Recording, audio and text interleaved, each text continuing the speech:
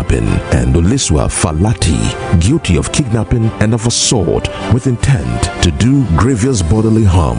The case arose from the fact that one of the kidnapped youth, Stumpy Seipe, had been found dead from his injuries near the crime scene. The sentencing was scheduled for 14th of May 1991. The actual crime had allegedly been committed by her thuggish bodyguards, dubbed the Mandela United Football Club. In 1997, the Truth and Reconciliation Commission, TRC, reached a verdict that Madikizela Mandela was guilty and had played a role in the killing of Stumpy Seipe.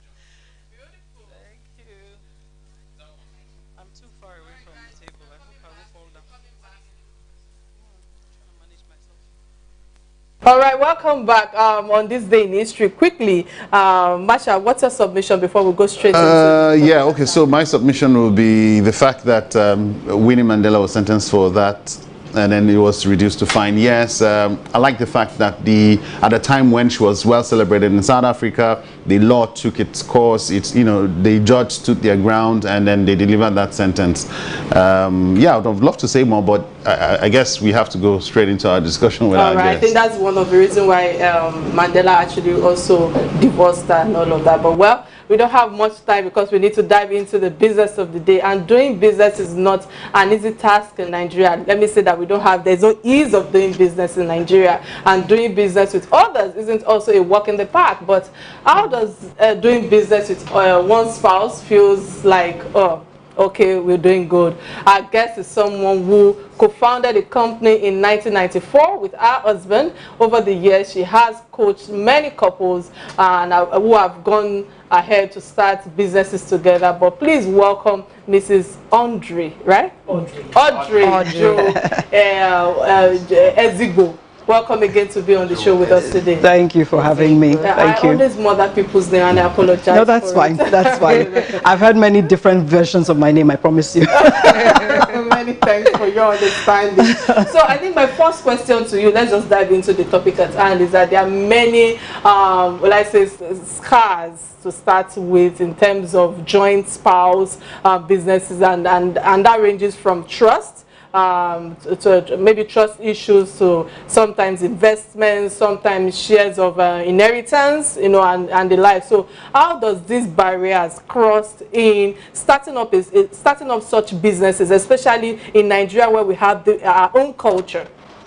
Well, let me put it like this. When we talk about spouses working together, there are so many different ways that people get into that kind of a relationship. Sometimes it's that they actually decided, let's do this together, as was the case with myself and my husband. Or many times it is that the wife has been running a business, the husband loses his job, and then, let's join madam, or vice versa.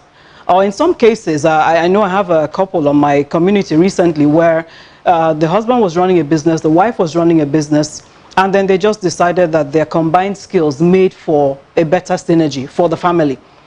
Now, fundamentally, when you begin to talk about issues about the barriers, you're very right. Trust is key. Trust is critical because when you begin to work with your spouse, you're going to be spending literally 24 hours practically with each other. You're going to see each other in the workspace, and of course, you know that in the workspace, you're exposed to watching your spouse now interfacing with the opposite sex consistently.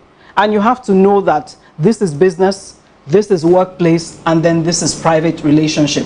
Now, culturally too, there are issues that create problems because traditionally, and even if we look at it from a religious standpoint, the man is the head of the home. The man is the leader. But quite frankly, when it comes to business, it could be that the woman has the competencies that you need to drive the business. And so sometimes you see, because the man is the man, he is the CEO, whereas he doesn't have what it takes to lead the business the woman does. And that not only creates problems for the business, it creates problems for the relationships, and so on. So it's a very difficult terrain, but there are some principles that just help you to navigate it successfully. You know, I've been working with my husband now for almost 27 years next month. And so it was on the basis of being able to successfully navigate home and office that I decided, you know, a few years ago, I wrote my book about it, and I also run a community where I do trainings for couples that work together just to help them to succeed on the home front as well as you know, on the business front, keeping those barriers in view and looking at what the success principles for that would be. Yeah. Wow, you said it so simply, like, wow, it's a walk in the park. No, certainly not. I have a legal background, and I know that one of the most difficult systems of business is partnerships. Even partnerships among people that are not spouses are very difficult to put together.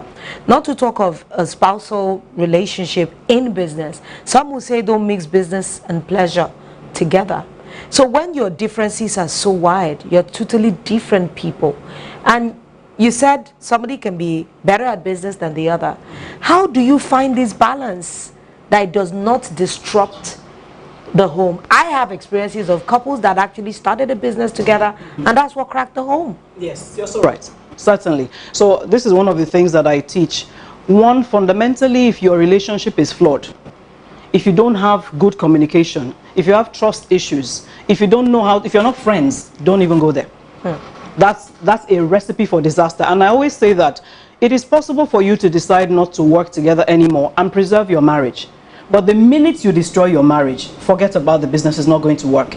So let me take you on the issue of partnerships. When we're talking about couples that work in business together, it's not so much about partnerships as much as it is about equity ownership in the business.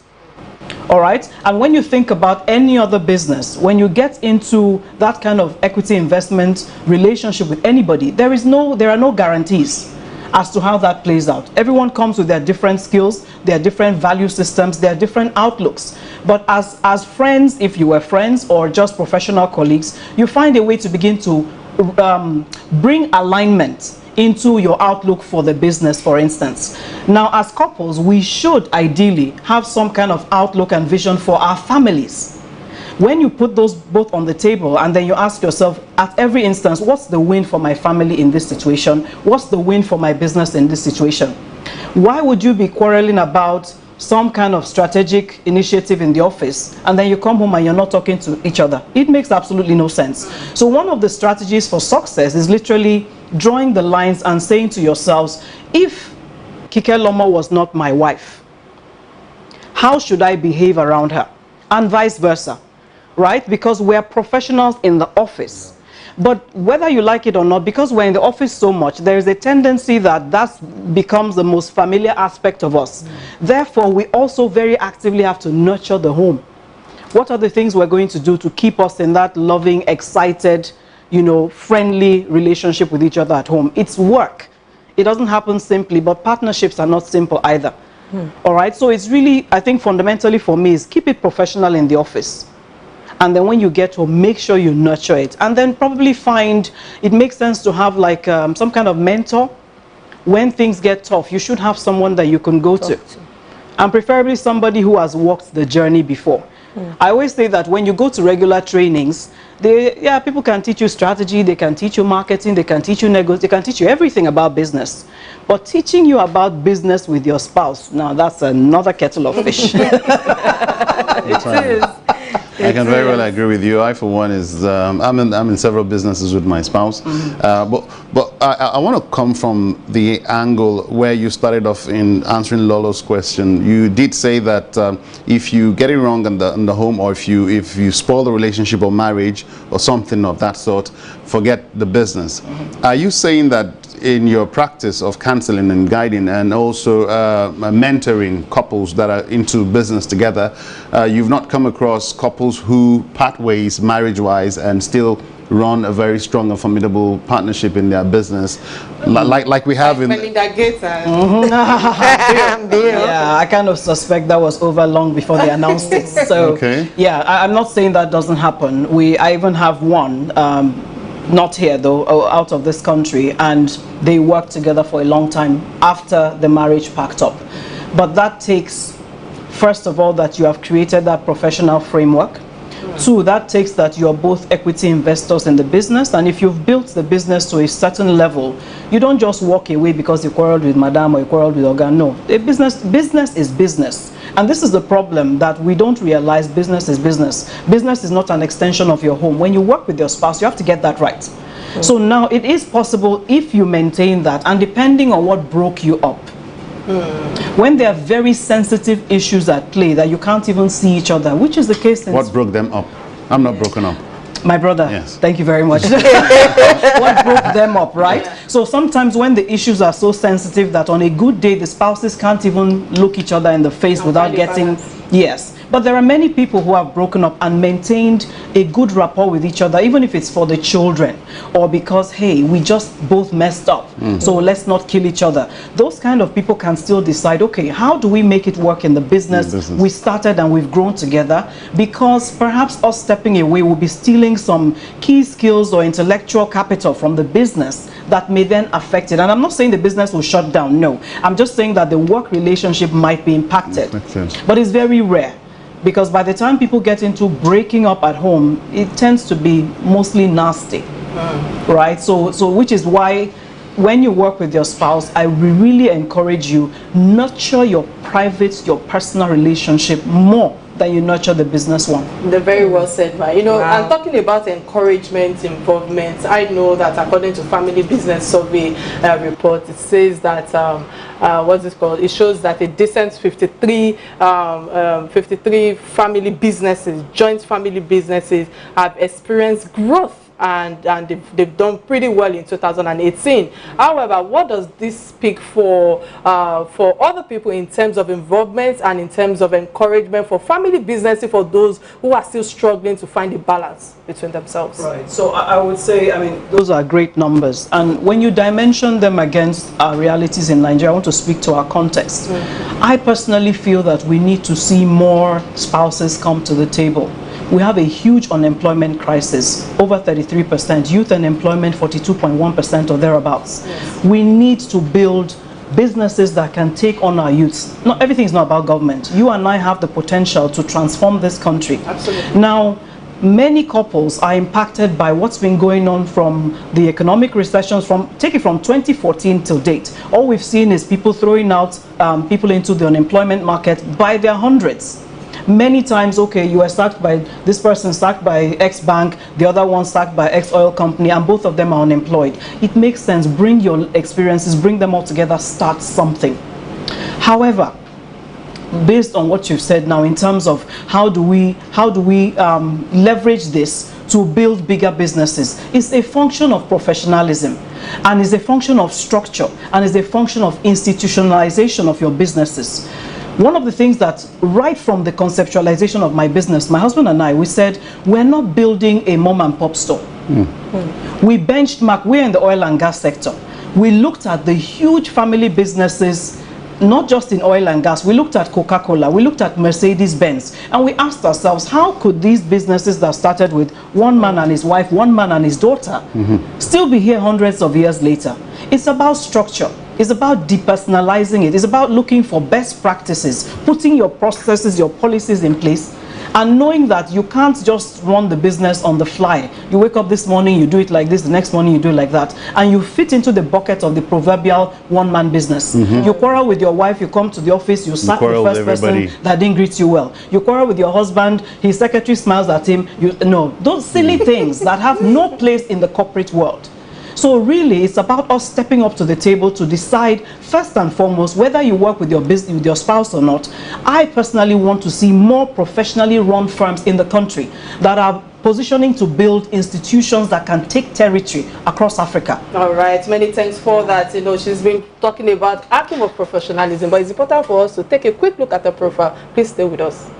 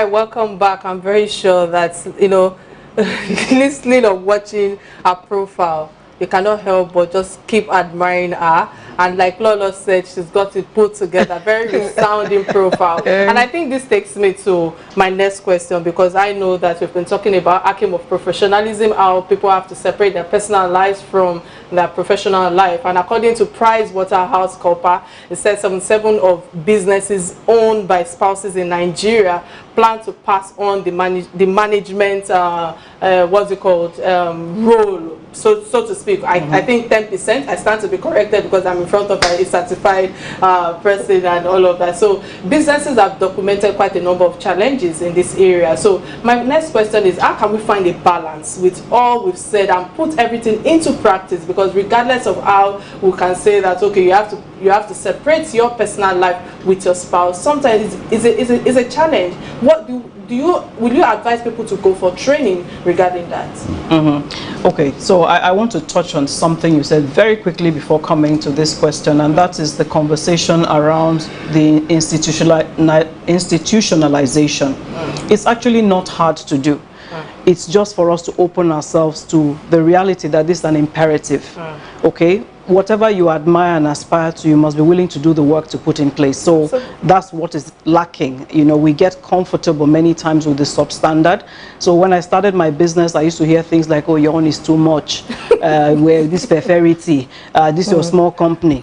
But you know, you benchmark against the best and you keep pressing, and we need to see more people come to that place. Now, in terms of the relationship and whether you need training, I would say yes, many times, because it's really difficult space. You know, that I've done it for 27 years doesn't mean it has been seamless, and I'm always very real about that.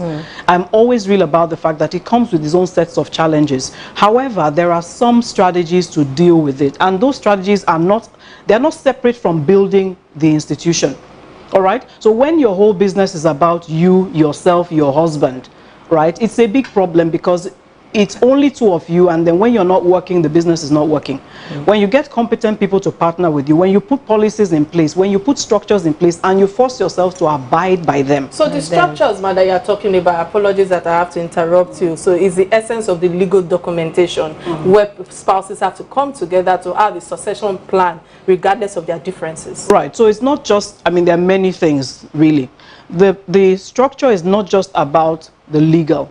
It's about your internal policies. Who reports to who? For instance, between you and your spouse, what did you bring to the table? So what are your competencies? What should you be responsible for? The organogram, the reporting lines, what is each department responsible to do? How are the communication lines flowing? Do you even have those documented? So if Lola leaves the show today and somebody has to come and take her work, do you have a manual where even if that person is a novice, as long as they say, I'm supposed to do this one first, do this one next, they can function, and the organization doesn't feel that, you know, gap too much. So that's power beyond one. That's the issue of the structure. Now, when it comes to the legal agreements, yes, that's also key. So you don't just say that because I work with my spouse, we don't put things in place. You must have your shareholders agreements in place. Those also speak to what you can and cannot do. You must have a board, preferably a very seasoned board in place. You have a good board charter that spells out what your board can and cannot do. And I will advise, put people on your board that you can answer to. Not just have a board for having sake. Now, the last thing which I will say, and that's on this issue of succession. Many times when, as indigenous entrepreneurs, when we talk of succession, all people are thinking of is my children will inherit the company. And that is a failure mindset from the beginning. Many people don't realize this. It's a failure mindset, more so in the era we're in, where the things that interest the generation at hand have no bearing on what we know. Oh, yes. People are making lives, their professional lives, as food designers. Photography. Musicians. And you tell your son oil and gas. And then you come and you are saying engineer, lawyer. No. They are not interested in that accounting firm you built all your life. So, what then should be the essence of this thing I've done for 27 years? If my children, not one of the four, decides they want to follow, and quite frankly, I'm not putting them under that pressure because I love the way their lives are going. Where I know that this has been worth something is that when I step aside, either voluntarily or by death, which is a given, my company can continue to run. It can hire a competent CEO competent management, and continue to run. That's continuity. Take the biggest multinational you know. The reason they're still here is that the owners of the business are not the ones running it necessarily. They may keep some shareholding, and this is where I believe in legacy. I believe in posterity. So I take my business and I say that I want this company to be here in 100 years' time. Perhaps my family might own 5%, so that there is generational wealth that is flowing.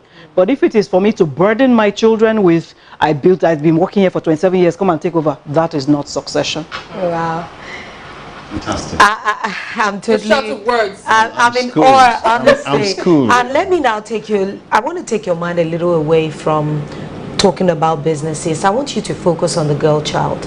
As a woman, I am totally amazed at the comportment, the way your mind is put together.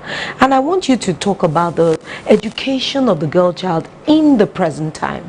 Because before, a lot of people will say that, okay, our girl children, they are a bit, that was the past mentality, substandard to men, that their minds are not wholesome. But now we're seeing women coming to the fore. What more do you think we can do to encourage the next girl generation to continue to take their place? Because I know if you were to exist like 40 years ago starting out, you probably will not even have an opportunity for an education. But now our girls are having education, but they need to be able to be more assertive, take their space and not be timid or shy. So how do we walk that path for our girl children? So I have an interesting perspective on this, and that this is a conversation for men. There is nothing wrong with the girl child. The girl child is brilliant, she's capable, she's competent, but she's growing up in a society that has the potential to constrain her unless an enabling environment is created, and she cannot create it. In a society that is dominated by men, and which I always say, when I make that statement, it's not a negative statement. It's just the way the civilization evolved. But civilization has moved on, right? Yeah. Now you have a situation where you're seeing women as presidents, as ministers, as all sorts of things, high-flying entrepreneurs in the educational sector, in the sciences. And we can see that as human beings, women have the potential to deliver exceptional value. What is the constraint? It is that there are some men and some women who don't feel that this is, you hear things like, oh, if she's successful, her home will be scattered. If she's successful, nobody will marry her. And it makes no sense. So I like to challenge men, not women, because women are ready, willing, able, I promise you. And this is not because we are men or we are women. It's because God breathed on men and women. So we are all supposed to fulfill purpose on this earth. But I like to challenge the men and say, let me ask you, do you have a daughter? You're spending all your money to train her. If you can afford it, you send her to the top schools in the world. What do you want from her? Do you want her to be brought into a society where she is worthy to be made the next CEO, but because she's a woman, a group of people sit back and say no? Is that what you want for her? I doubt it, because you're investing this much in her. If that's what you want for your own daughter, why can't you want it for the next woman? And why can't you be part of changing that narrative? I like to speak to men because they need to understand that the difficulty of being a woman in today's world, they have a role to play. And that's why I like the UN's He for She program. Because being a woman now is hard. You are worried. I have today is my daughter's 21st birthday, by the way. And she's my only daughter out of 4 children. Wow. And I say that right from when she was younger, even into her more adult years, that I find I'm more worried when she wants to go somewhere by herself than I am for my sons. Why would that be? It's because I'm worried that she will bump into the wrong men.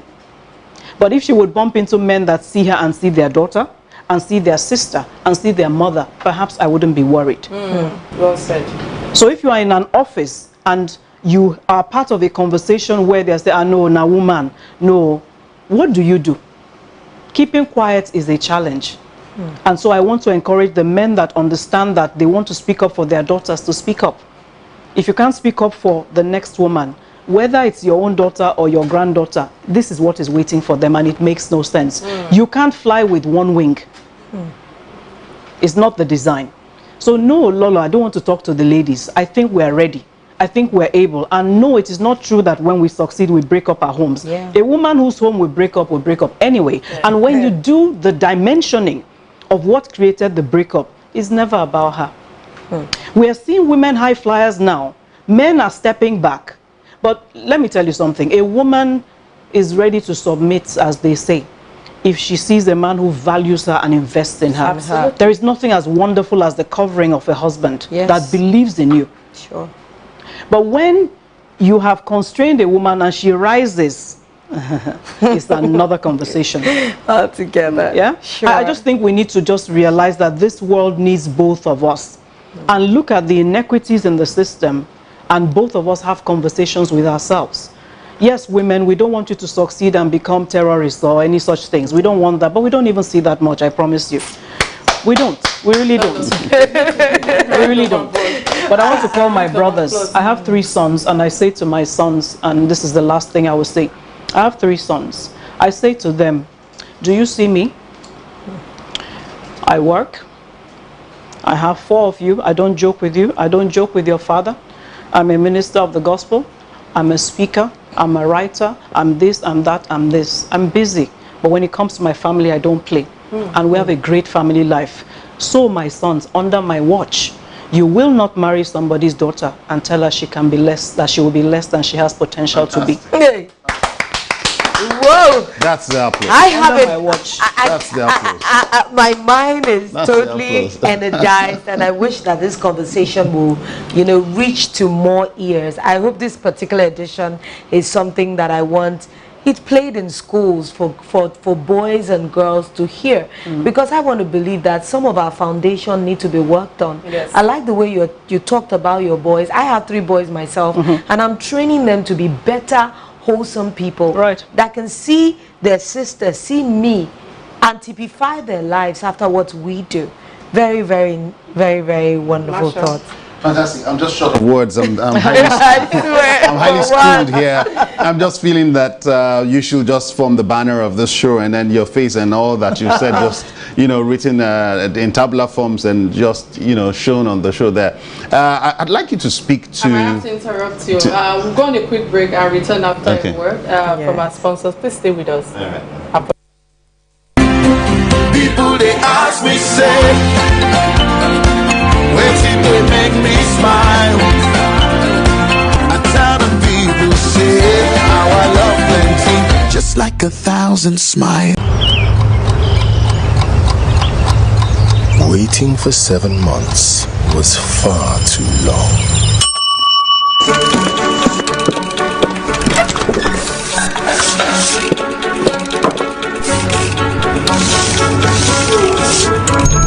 Echo Hotels and Suites is back with the same passion to take care of me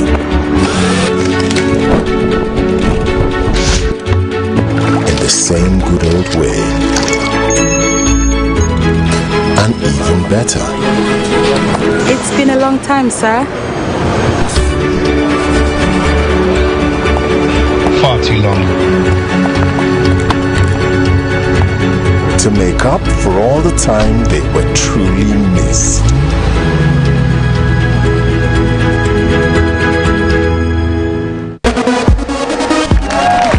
The new look Amstel Motor, and introducing new Amstel Motor Ultra, the first ever no added sugar malt.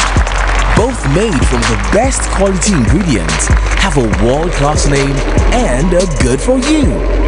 Amstel Motor and new Amstel Motor Ultra with no added sugar. Be your best.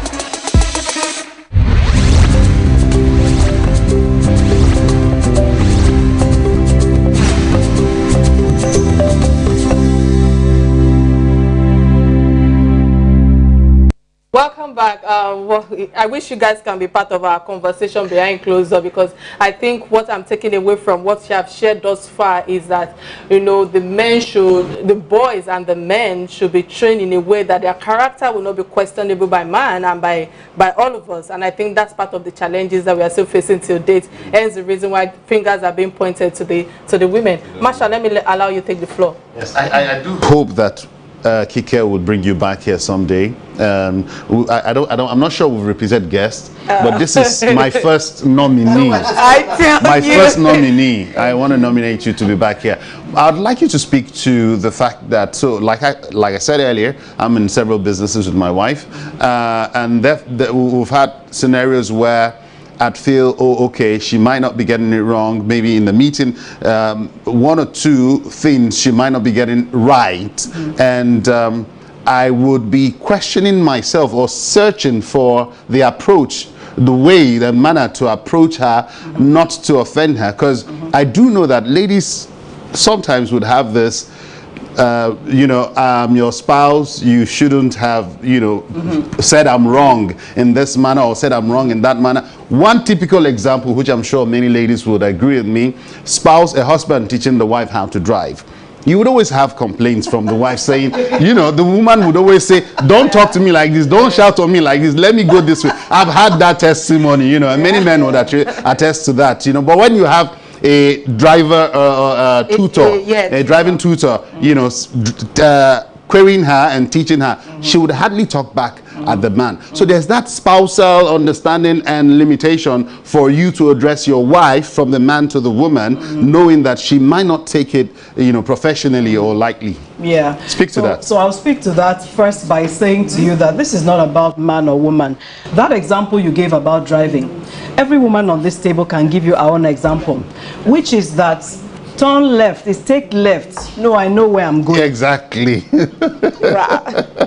And every time we end up 3 hours on the road because you were trying to prove the point. And it's about that it is the woman. So we get into this competitive space, and it's very dangerous territory for any marriage. You really need to get past it. But to speak specifically to that, I talked about earlier this issue of professionalism in your work conduct. Professionalism is also about how you speak to each other. All right? So if the person you wanted to correct in the meeting was not your wife, how would you talk? If your wife, because she's your wife, there you must be sensitive to that. You can't just cut her off mid-sentence. And then how you cut her off, there's something you might say that makes it sound like you've literally just called her stupid.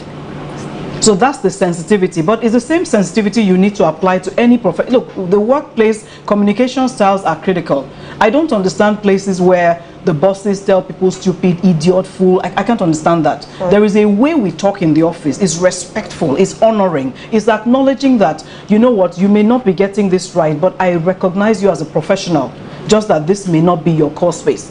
Within my organization, for instance, I'll use that practical example. So my husband is core operations. When it comes to that, that's his space. And when we start talking technical, I can talk to a certain level. There's an argument that gets to a point, and then when he says, no, I think you're missing something here, I'm like, okay, let me hear about this. But when we get to some other things, you're talking legal, you're talking commercial, you're talking strategy. Come on. That's my element. So if I'm saying something and he does up to me to now say, okay, yes, I hear you. However, I want you to pay attention to this. Then again is the beauty of this whole thing I've been saying about structure. You and your spouse cannot be the whole company. Where's your management team? Even if it's 2 people. And do you empower them to speak? Because if you empower them, there's nothing that annoys me more like yes, ma. I can't stand it. I can't be paying you the kind of money I pay for you to agree with everything I say. Something is wrong. Fantastic. So, and then for me to be paying you to speak and I refuse to let you speak, there's a problem. What does this mean for you as a spouse? If you are the one trying to correct your wife and you have, let's say, 2 managers and you ask them, what are your own thoughts? And they don't agree with you. Sir, back down. Yes. Don't be the man. Madam, back down. Don't prove the point. Again, I say, what is the win for the business? It's not always easy, but I think when we keep reinforcing this thing to ourselves to say, in the office, there are literally many people that don't know my husband and I work, that we're spouses, because we can go for meetings and just wear separate hats. And I'm not saying you don't argue, because I promise you that if you are looking for what's in the interest of the business, everybody must bring their arguments fully to the table, and then let's convince each other what is the right path for the business. All right, many thanks for that submission, Ma. You know, I think this might be our last question because of time, because we are going to discuss what affects us all, and I hope my producer is on board, because we are changing the trending story. But this is my last question to you: that only 43% of Nigerian family businesses have the values or the mission of the company well written out. You know, many at times, you know, we see employees, you know, trying to derail from the mission and the vision that they've actually documented. So the question is that in terms of spouse businesses, how are visions and missions entrenched in how to carry the business forward? Yeah. Okay, excellent question. You know that dual vision brings division. So which means that you have to be seeing the same thing. This is in any business, much less when you're husband and wife. If you can't see the same thing, there is a problem. How then do you see the same thing? Because you see, when you start the business, usually you're on the same page. But as the business begins to grow and other opportunities begin to come forth, chances are one person has a view about the direction to go or not go. And you have to be able to agree it. So there is always a place for you as a spouse that work together to take time and have mini strategy sessions with yourself and then with your team, and then sort of challenge the direction of the business. Now, where one person perhaps, I mean, there have been cases where, okay, my husband thinks we should go into this sector and I feel, I don't think so. Don't just say, I don't think so. This is business. Go and get your data. Thank you. Especially for women, I dare say. Women are very intuitive, and so many times we just know. But guess what? The men like data, they like facts. And in business, facts can help to determine direction. So yes, you just know that this thing is not for us. You just have a feeling. Go and do the work and come and present your argument and say for this reason. Because you have to come back to the table. And then in terms of your original mission and vision, you know, the world we're in is almost in a state of constant flux right now. You can't just hold on to this is what we said we would do. You have to be dynamic. Yeah, and COVID taught us that. The word, the whole of 2020, all we heard was pivot, pivot, pivot, pivot, pivot. It became sort of an annoying cliche, but that's the reality of life. That you get to a point where, based on who you have both become, based on the journey, based on the industry and economy, so many things, you may have to shift. One person can't determine that shift. If you see it, then you have the responsibility to bring your spouse on board. And then you have the responsibility to accept any pushback they may have and bank it. Because you never know, that pushback may be what will save you if you push forward with, you know, the course of action. Important to see the same thing. All right, many thanks for all you've shared with us thus far. It's so edifying to have such a personality on our show today. And I think that they've been telling me we need to round up time, we need to round up time, we need to, I think this is the first time we might be able to, you know, record our trending story outside while we're live. On this note, to say thank you so much, ma'am, for sharing part of your lunchtime with us. Despite today being your daughter's birthday, we're so grateful for that. No, let me quickly give you the floor so we can round up. Are we taking this? Yeah, we're going. Okay, we're good. Thank you so much. I just think this conversation that we've had today it's educating my own mind, or re-educating me, or putting me on some other level mentally. I'm hoping and praying that we'll have more conversations like this, because a lot of more women need to hear and see the stability that a woman can have mentally. Hallelujah. Hallelujah. 30 seconds. 30 All right, I want to say, Kike, thanks for the Salah meat you brought to us. Thank you very much. That's my submission, guys. We'll have to go on this show. Thank you, Audrey, for coming. Thank you so much for being with us. Please watch out on our social handles, because we'll be sharing with you our trending stories for today. Apologies that you couldn't listen to us live. All right, this is where we say goodbye and bye for now. Goodbye. Wow.